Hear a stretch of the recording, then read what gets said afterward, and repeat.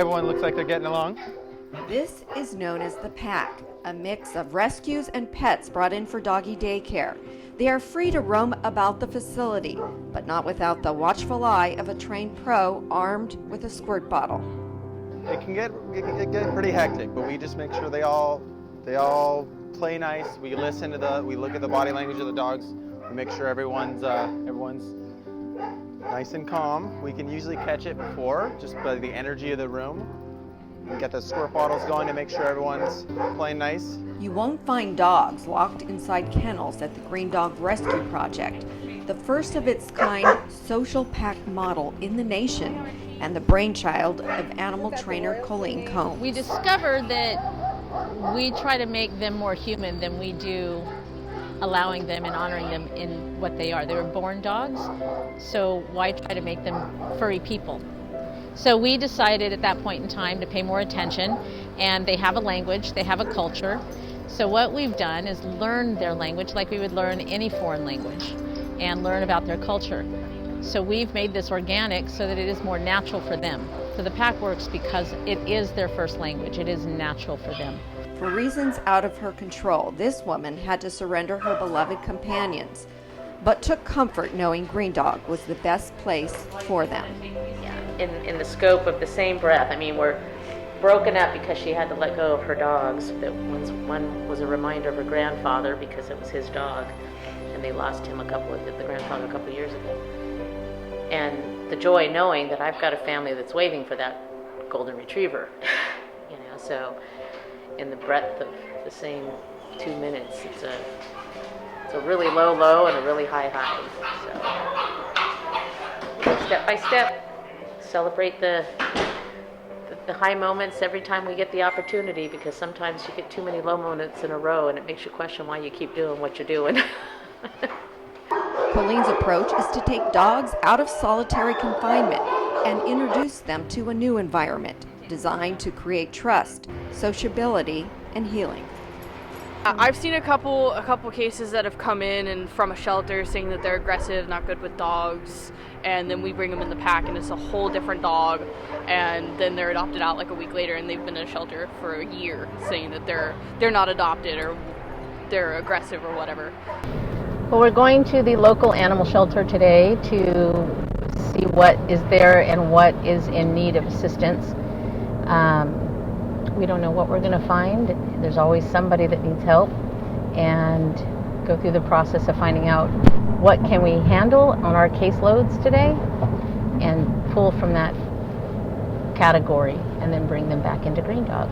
We work with 37 different shelters in California, and we probably receive 100 dog requests per day asking us if we can consider pulling some, mostly because the shelters are all overcrowded and they're limited in their ability to do the best they can for the dogs. She sets her sights on Tanner, a 1-year-old brindle pit bull mix. Clearly he's got some dietary needs. He's pretty thin, very ribby, what I would consider close to emaciated. Colleen introduces Tanner to the pack. The method that we're using, we're hoping to help influence the shelters so that they can have more social interaction with the dogs one-on-one, in pack groups, in the community groups, which is the way that dogs socialize. They do live that way. That's very natural for them. In that method, we're hoping we'll have healthier dogs, more social dogs, more adoptable dogs, and as a result, less euthanasia. Does it feel good to see him so healthy and happy out Oh yeah, it's fun to see the cases that come in that are all scared and then they just transform once they're here. From shelters to planes, homeless, abused, and injured dogs make their way to Green Dog. Why do you do this, or how did you?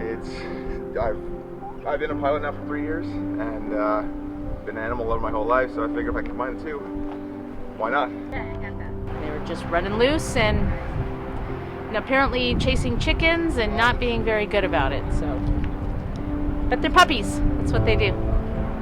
So we'll take good care of that. We'll get them into great homes. Boy. Meanwhile, back in the pack, Tanner is beginning to make progress. He just needs to learn some basic social manners with the number of dogs that we have, which is a huge challenge with this many. But he does really well, pretty much. And it didn't take him long at all. Not at all. Huh. Sometimes the only link between a dog being put down and ultimately finding a loving home is Colleen. Dharma, come. This is my newest addition. Come here, Dharma.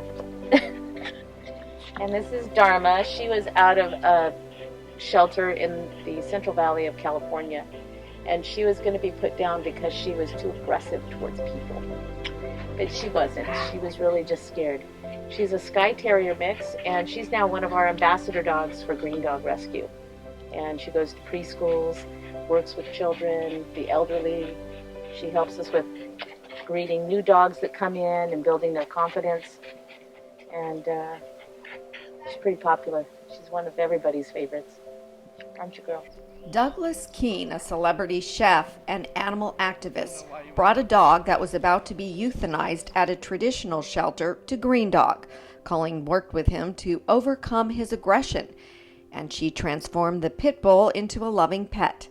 That convinced Douglas he wanted to become a financial partner in Green Dog. The fact that I had a small part to help Green Dog, to help Colleen get Green Dog started, and to see all the success, meaning the animals finding a home, you know, and that means a lot. That's probably my biggest accomplishment personally that I would like to kind of just remember. You know, people have asked me, what are you most proud of? It's probably being a small part of Green Dog. And just what it means to, you know, I don't know what the number is, keeps going up, but 600 dogs now, 600 animals that have been saved off a euthanasia list, so that's pretty cool to me. Big heavy belly on that. Oh my gosh! Somebody's gonna warn me. On this day, 27 hot and exhausted dogs arrived from the Central Valley to Green Dog. A team of volunteers are there to handle the Central load. Valley has a kind of a unique situation. It's a lot of low income, a lot of farm property, and dogs are just not high up on the totem pole. They're oftentimes thrown out in fields. They're just tossed out, kind of like you see feral cats. Any good? Hang on. This is a little girl. This is a little boy. 6.8. Another one of the dogsies. Those that are spayed or neutered and in good health will be introduced to the pack, free to explore, socialize, and eventually become adoptable. We're not the only rescue up here, and we like to collaborate. So we were asked yesterday if we wanted to collaborate and work with 2 other rescue groups, 3 initially, to bring their dogs up. We have a large van. So we agreed, scrambled around, got all of these dogs organized with transporters from areas such as Fresno and Visalia and Manteca, Modesto, everything down Central Valley, all over the place, Porterville. A lot of lives were saved today. So it took a lot of manpower, last-minute planning, got them all up here. Tanner is a perfect example of how the model works. After sitting in a traditional shelter for months, at Green Dog he found his forever home in just 2 weeks. He is a good pet for you. A good boy.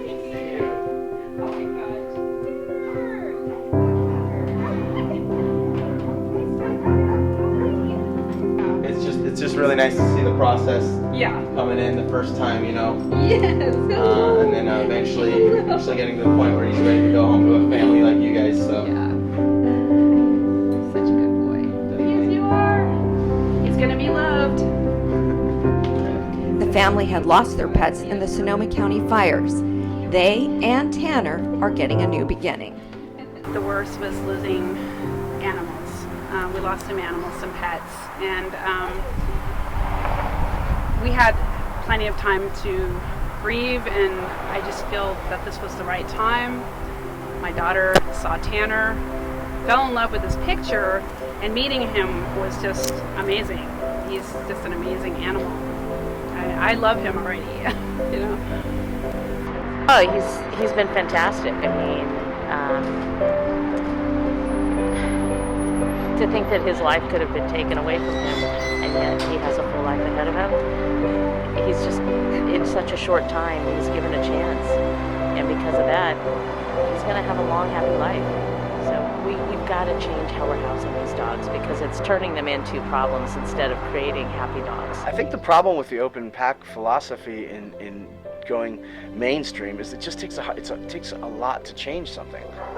In numbers, it probably works, the old shelters. It's just, we just know it's not the healthiest way. So to change the bureaucrats' way of thinking, it takes kind of a revolution almost.